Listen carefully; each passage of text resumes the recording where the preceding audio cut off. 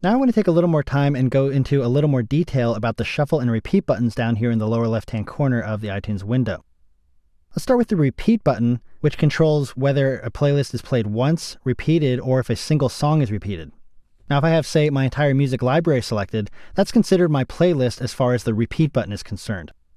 If I have one of my regular playlists selected, just this entire playlist will be repeated over and over again if I click the repeat button.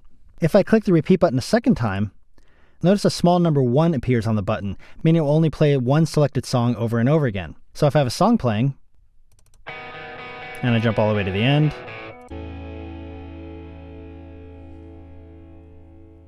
once it reaches the end, it goes back to the beginning of the same song. Just like that. So that's the repeat button. It's off when it's not blue, and 1 click means all the items in the selected playlist will be repeated, and 2 clicks means only the selected item will be repeated.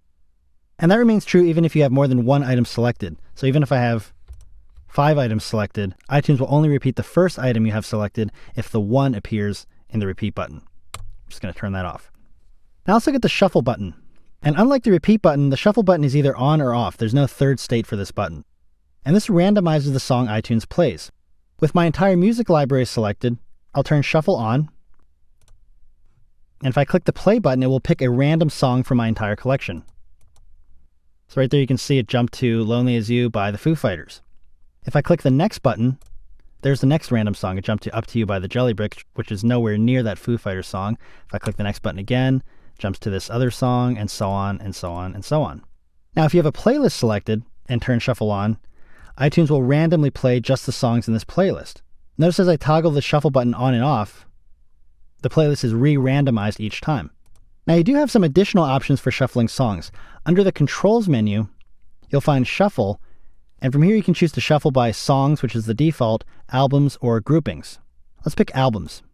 And you can see now with this playlist selected and shuffle on, notice that all the songs that are from the same album have stayed together.